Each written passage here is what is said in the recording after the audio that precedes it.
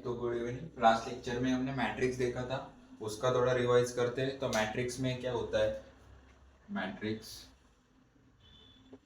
जिसमें M N से denote किया जाता है। एम मतलब रोज, एन मतलब कॉलम। अगर हमारा ये मैट्रिक्स है A11, A12, A13, A21, A22, A23, A33, A31, A32, A33, तब ये हमारे रो है एंड ये हमारा कॉलम।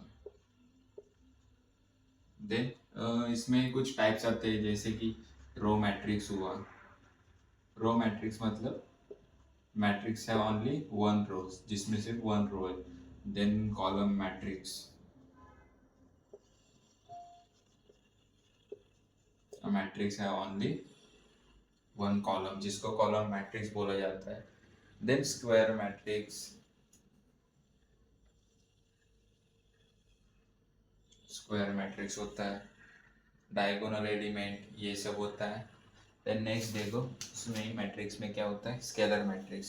स्केलर मैट्रिक्स आया पे स्केलर मैट्रिक्स जो के 0 0 0 के 0 0 0 के इज नॉट इक्वल टू 0 होते हैं, इसको स्केलर मैट्रिक्स बोला जाता है। आइडेंटिटी मैट्रिक्स, आइडेंटिटी मैट्रिक्स होता है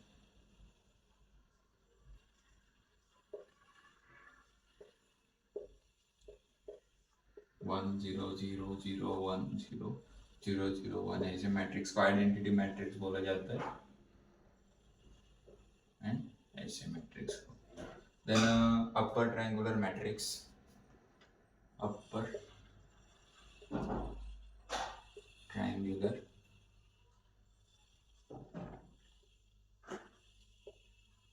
मैट्रिक्स। स्केलर मैट्रिक्स ये होता है सिर्फ जो डायगोनल के नीचे के सब जीरो होते हैं, इसको डायगोनल बोला जाता है। इसके नीचे सब जीरो होते हैं, ये हमारा डायगोनल है। ये कुछ भी आ सकता है, लेकिन नीचे के जीरो चाहिए, ये तीन, उसको अपर ट्रायंगुलर बोला जाता है। Then lower triangular matrix,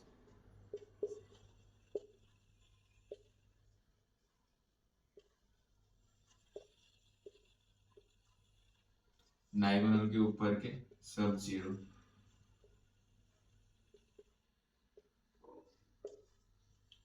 then transpose, जैसे कि अभी ट्रांसपोज देखते हैं। जैसे कि ए ले लो।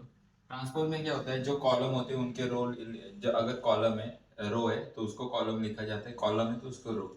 एग्जाम्पल देखो, अगर ए हमारा 1 2 3 -4 -1 -7, इसका ए ट्रांसपोज ऑफ ए चाहिए, तो जो 1 2 3 रो में उसको कॉलम में लिखेंगे, एंड -4 -1 -7 को भी रो में उसको कॉलम में लिखेंगे, इसको बोला जाता है ट्रांसपोज।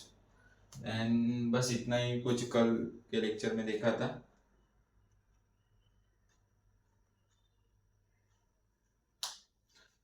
इतना ही कुछ कल के लेक्चर में देखा था, और आज स्टार्ट करते डिटर्मिनेंट। तो चलिए डिटर्मिनेंट देखते क्या होता है। हाँ, और स्क्वायर मैट्रिक्स के भी कुछ तो टाइप्स है, वो देखते कल के लेक्चर में देखा था, वो बताता हूँ।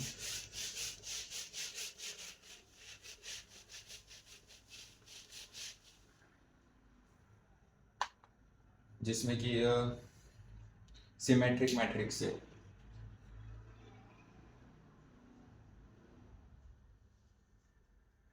सिमेट्रिक मैट्रिक्स, अगर A transpose is equal to A होगा तो उसको सिमेट्रिक मैट्रिक्स बोला जाता है।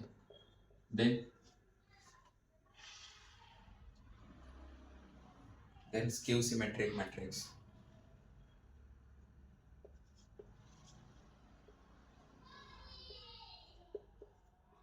ए transpose is equal to minus A होगा तब स्क्यू सिमेट्रिक मैट्रिक्स होगा। देन देखते हैं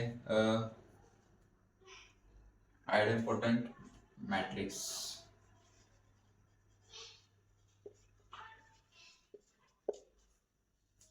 जो A square is equal to A होता है। देन ये सब स्केलर मैट्रिक्स के टाइप है, अब स्क्वायर मैट्रिक्स के टाइप से, सॉरी। देन निलपोटेंट मैट्रिक्स जो ए स्क्वायर इज इक्वल टू 0 होता है। देन इनवॉलंटरी मैट्रिक्स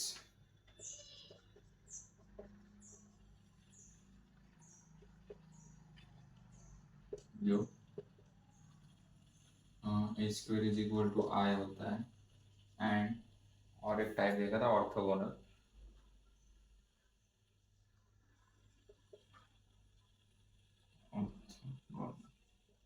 मैट्रिक्स जो A transpose into A is equal to A into A transpose is equal to identity matrix होता है, उसको orthogonal matrix बोला जाता है।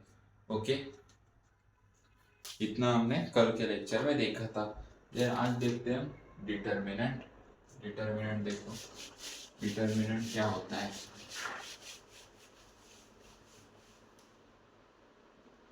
Every square matrix can be associated to a unique number of expression.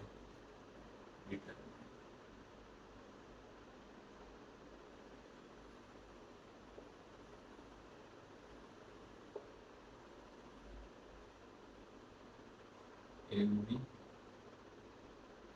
square matrix, every square matrix can be associated to a unique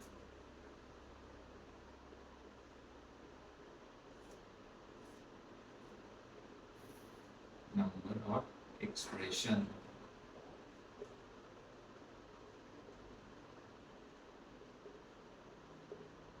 जैसे कि, और ये डिनोटेड किया जाता है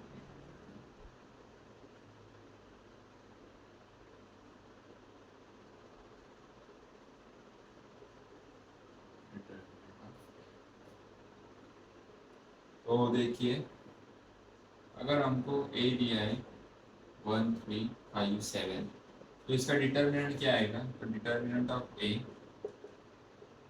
is equal to 1 into 7।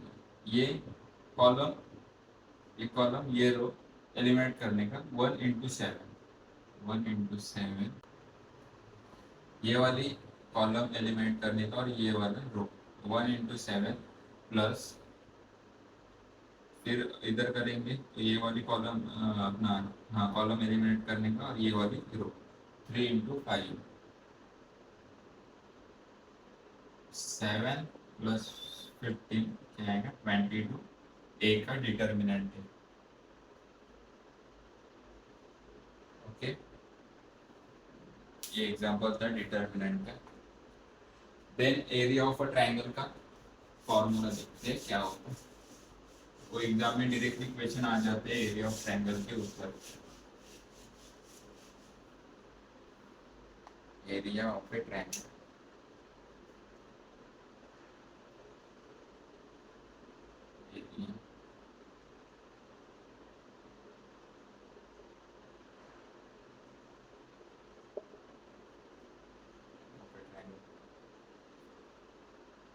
n of triangle with vertices,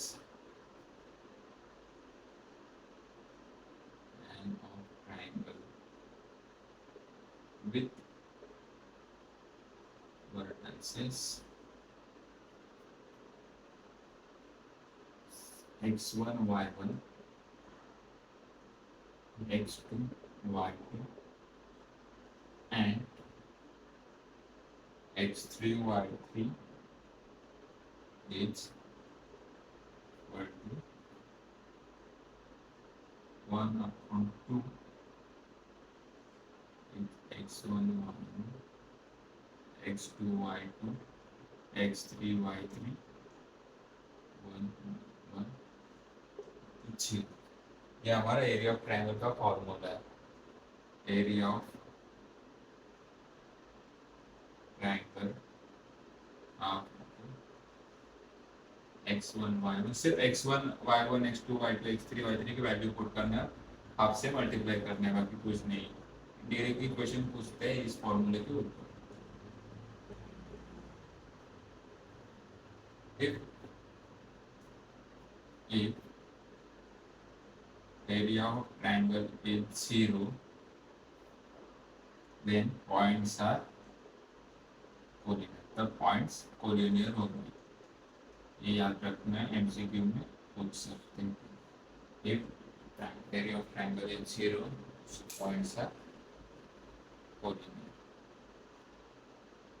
then कुछ properties देखते हैं एडजॉइंट की।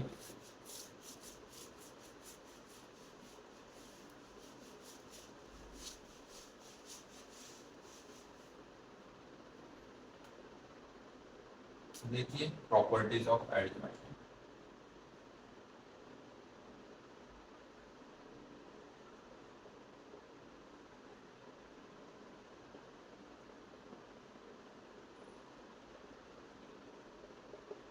Properties of ad A into adjoint of A और adjoint of A into A is equal to determinant of A into I. A into adjoint of A or adjoint of A into A is equal to क्या होता है determinant of A into I n। then determinant of adjoint of A होता है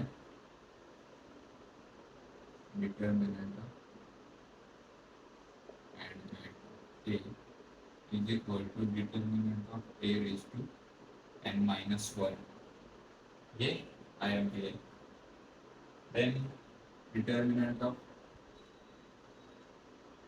adjoint of adjoint A is equal to determinant of A n minus 1 का whole square। then fourth one is adjoint into adjoint of A।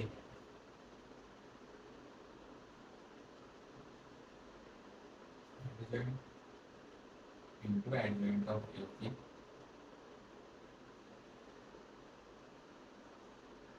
adjoint into adjoint of A is equal to determinant of n minus determinant of n minus 2A। then fifth one is adjoint of A का transpose। adjoint of A transpose is equal to adjoint of A transpose। ये आप directly मतलब ये properties लगा सकते हो अगर ऐसे क्वेश्चंस होंगे तो, इसलिए पता रहा, नहीं तो पूरा सॉल्व करना पड़ेगा आपको। Then six one is adjoint of A. अगर आपको एडजॉइंट ऑफ ए भी पूछा है क्वेश्चन में तो आपको सीधा क्या निकलना है, adjoint of B and adjoint of A का मल्टीप्लिकेशन करना है। Adjoint of B into adjoint of A. Then seventh one is adjoint of A inverse. अगर आपको ए इनवर्स का एडजॉइंट पूछा है तो आपको पूरे का इनवर्स निकालना है, एडजॉइंट ऑफ ए का इनवर्स निकालना है। ये कुछ प्रॉपर्टीज है एडजॉइंट के, लिख लो। देन देखते हैं एडजॉइंट ऑफ इनवर्स। चलिए अभी देखते हैं प्रॉपर्टीज ऑफ इनवर्स।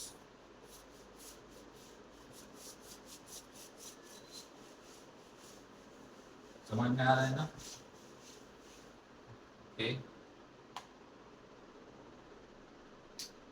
देखिए प्रॉपर्टीज ऑफ इनवर्स।